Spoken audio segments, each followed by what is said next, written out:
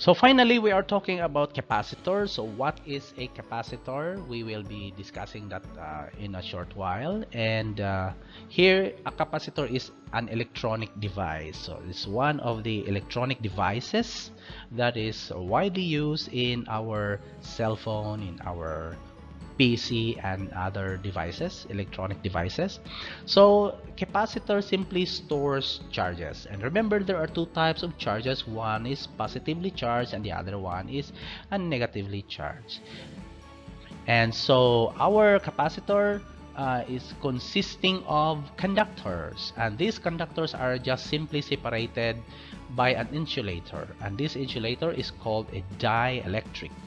Okay, so capacitor energy, or the energy that is stored in the capacitor, can be calculated by the formula PE is equal to 1/2 Q times V, or the charge times voltage, is equal to 1/2 the capacitance times the voltage square, or is equal to 1/2 the charge square over the capacitance.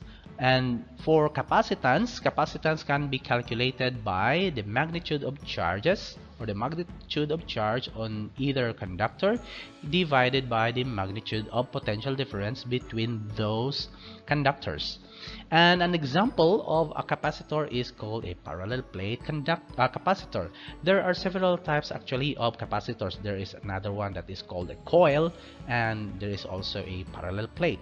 So for parallel plate, in this illustration, we have one plate below and one plate above, and in the middle, sandwiched between the two plates, is our dielectric. And the smaller our dielectric is, the smaller the thickness of our dielectric, the bigger the capacitance of our parallel plate capacitor. While the bigger our area of our parallel plate capacitor, the bigger also the carrying capacity or the capacitance of our parallel plate capacitor. So as a principle, parallel plate are just simply an opposing plate that faces each other, that are only insulated by a dielectric at the middle. And the capacitance formula for this is equal to, the capacitance is equal to the electrostatic constant multiplied by the area divided by the thickness of the dielectric. And so the dielectric constant is also given by the symbol K, and K is equal to 1 when it is in a vacuum environment. And for our electrostatic constant, that is equal to 8.85 times 10 to the negative 12 Coulomb square over Newton times meter square. Actually, this is just the reciprocal of our potential difference. That is also equal to 8.85 times 10 to the minus 12 farad per meter. So in the context of connecting our capacitor in circuits, we have two types of circuits here. So the formula for the different circuits of a capacitor is given by, for a circuit that is parallel connected, so we will have the value of charges is equal to the charge of the first capacitance or capacitor, and that will be added to the charge of the second capacitor, added to the charge of the third capacitor, and so on and so forth. While the voltages in a parallel circuit will, that each of the charges will be receiving the same equal amount of voltage when they are parallel connected, or connected in parallel circuit. However, for our capacitance, the capacitance is equal to the sum of all the capacitance, or the capacitors that are connected in the circuit. So therefore, capacitors in parallel are capacitor 1, or the capacitance of capacitor 1 plus the capacitance of capacitor 2 and the capacitance of capacitor 3. Now let's move on to a circuit that is series connected. So we know that they are connected in series because all of their positive and negative terminals are just connected in one conductor. Unlike the other one, that if we are going to cut this line, the electricity can still flow into the different uh, connectors that are not cut in the parallel connection. So for a series connected capacitors, well, our charges that are flowing in one line of connection will be equal. So that's why we have the charge 1 that flows in capacitor 1 is the same charge that flows in capacitor 2 and is the same charge value that flows in our capacitor 3. In terms of voltages, our voltages are added because each capacitor will actually hold different types of charges, and so that can be translated as voltage later on. And so our voltage voltage 1 is the voltage that is held by our capacitor 1, and voltage 2 is the voltage that is held by our capacitor 2, and our voltage 3 is the one that is held by our capacitor 3. And so that is why the total voltage or the total voltages that is along the entire circuit are the total voltages of the three capacitors. While in the terms of the summation of the total capacitance in a series circuit, we are going to add all the reciprocals of the capacitance of the different capacitors in a series connected circuit. So our capacitance for the first capacitor is actually 1 over the capacitance of capacitor 1 that will be added to the reciprocal of the capacitance of capacitor 2 that will be added to the capacitance, the reciprocal of the capacitance of capacitor 3. And so we will be able to solve for the total capacitance of this circuit.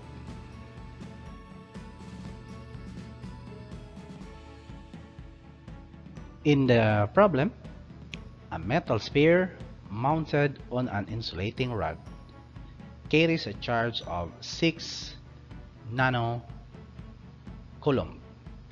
when its potential is 200 volts, higher than its surroundings. The question: what is the capacitance of the capacitor formed by the sphere and its surrounding?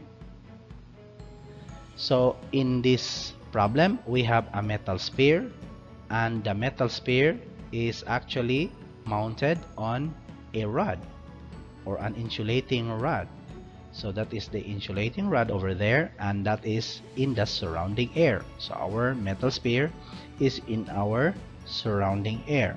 And so, for example, if this metal sphere can hold charges, therefore it will act as a capacitor. So if it does, then what is the capacitance of this metal sphere?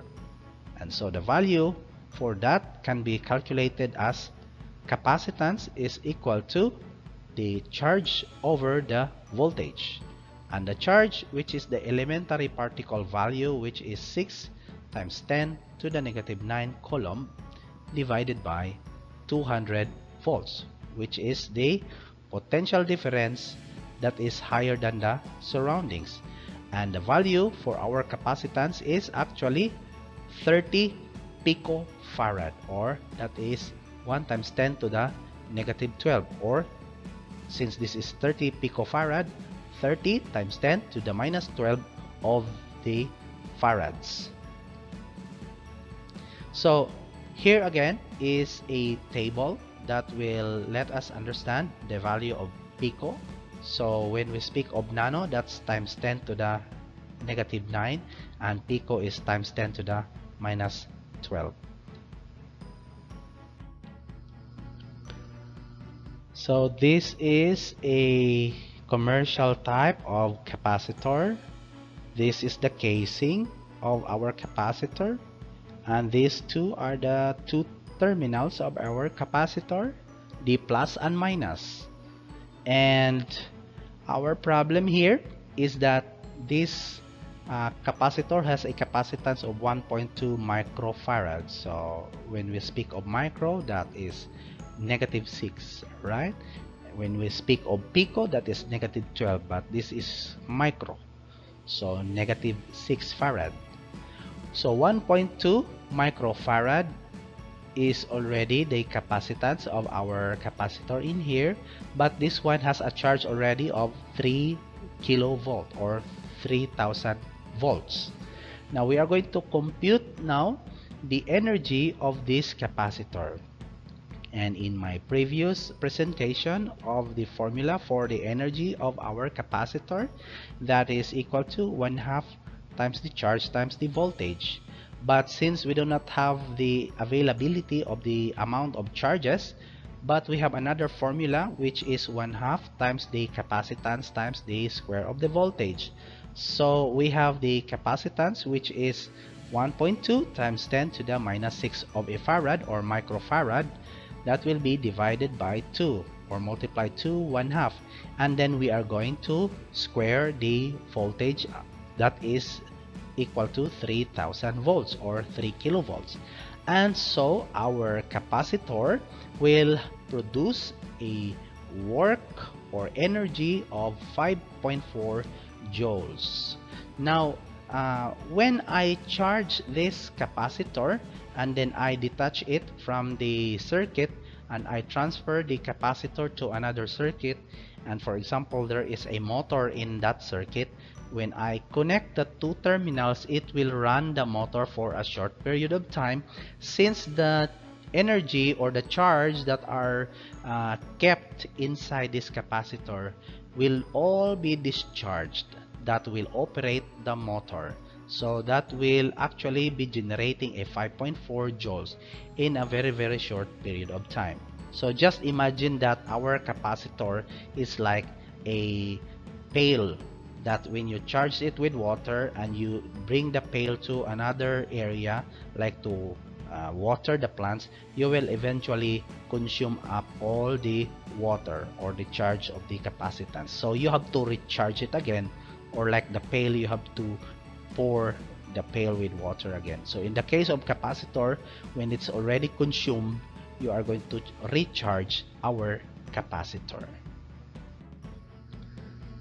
We have a problem about a capacitor that is connected in a series connection, and this time the question is that the series combination of two capacitors that is shown in the figure is connected across 1000 volts. We are going to compute for letter A the equivalent capacitance or the total capacitance in this combination, and the magnitudes or the values of the charges of the capacitors that is traveling along the series connected capacitors, and the potential difference across the capacitors. So there are two capacitors here, and the energy that is stored in the capacitor or the capacitor that we have in here.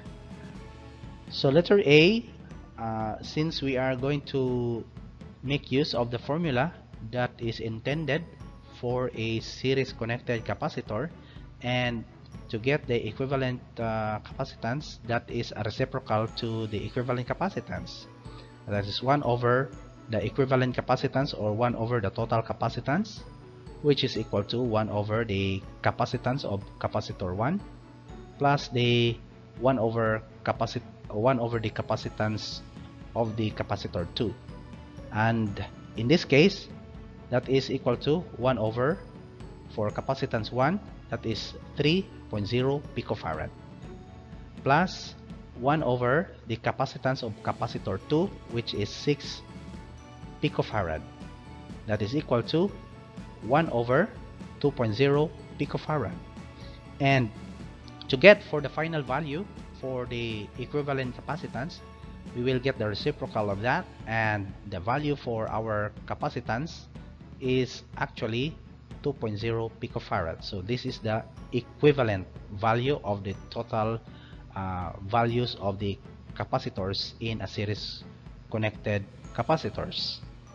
For letter B, in a series combination, each capacitor will carry the same charges. So we will be making use of the formula Q1 is equal to Q2 is equal to Q3 and so on and so forth.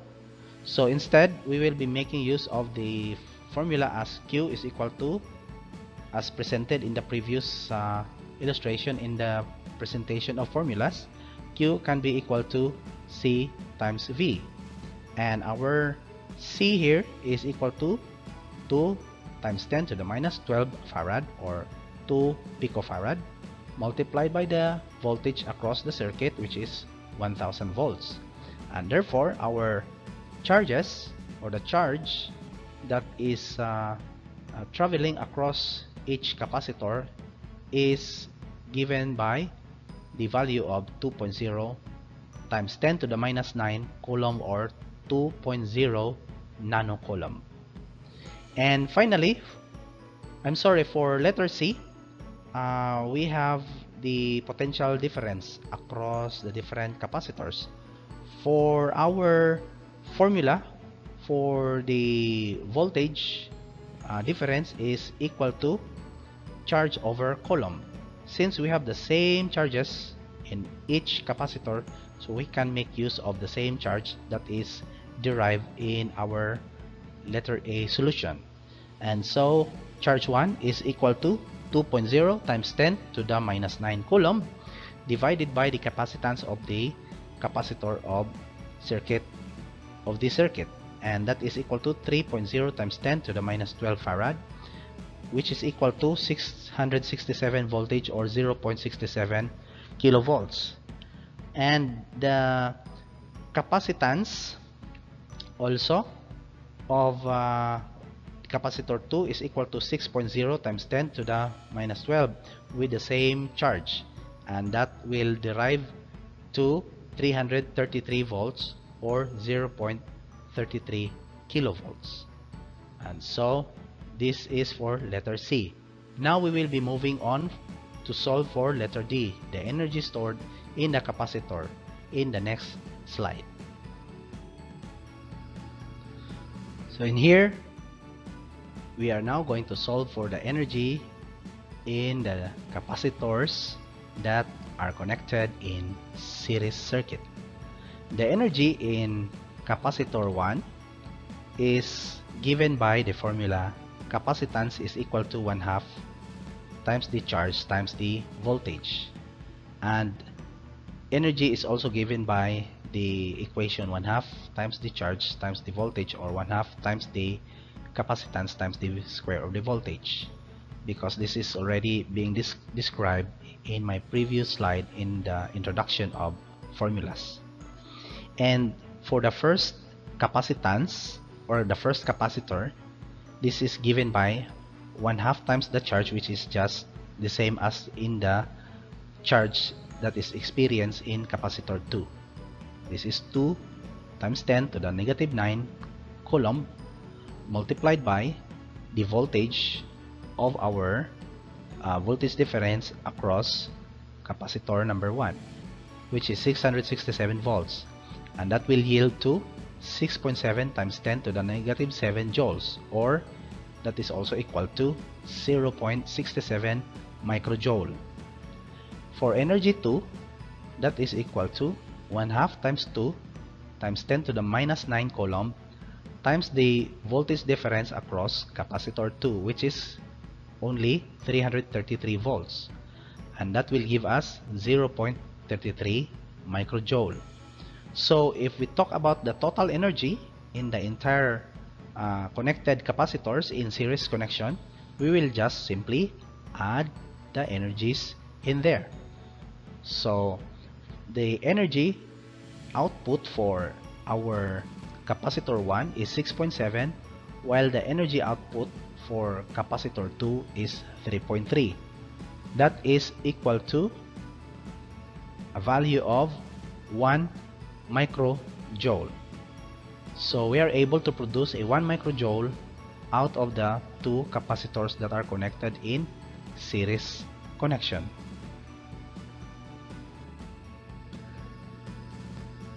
Previously, we are talking about a capacitor that is connected in a series connection. Now, this time we are going to discuss about capacitors that are connected in a parallel connection. In figure 25.7, this is how our capacitors are being connected. Our first capacitor is having a connection of 2 picofarad, or the capacitance is 2 picofarad, while the capacitance of our capacitor 2 is 6 picofarad, and the voltage across the connection is actually 120 volts. The parallel capacitor combination, as shown in the figure, is connected across a 120 volt source. We are going to determine the equivalent capacitance, or the total capacitance, in the connection, the charge of each capacitor, and the charge on the combination. So when we talk about the equivalent capacitance, or the total capacitance that is connected in a parallel connection, that is just simply the addition of all the capacitance connected in a parallel connection, and that is 2 picofarad plus 6 picofarad is equal to 8 picofarad. So that's more easy to compute than in the series combination capacitors.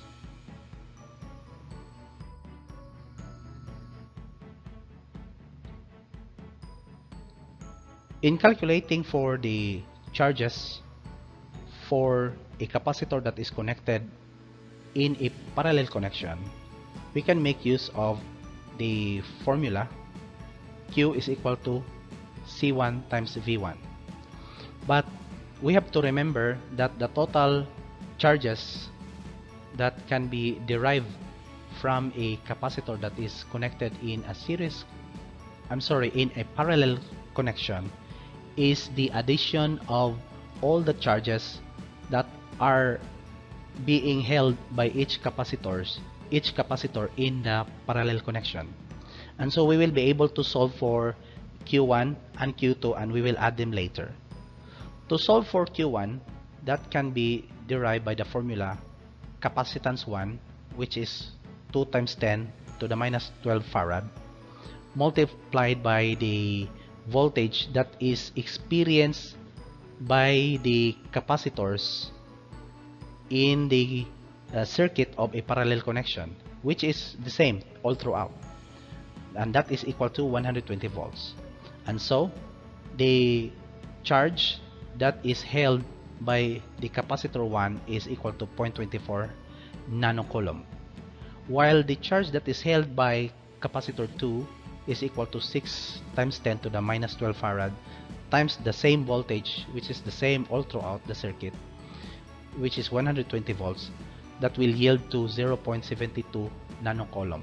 Therefore, since we have the charge for capacitor 1 and the charge for capacitor 2 as a combination of that will be equal to 960 picocoulomb. So we will just have to convert this into a picocoulomb, from nanocoulomb to picocoulomb.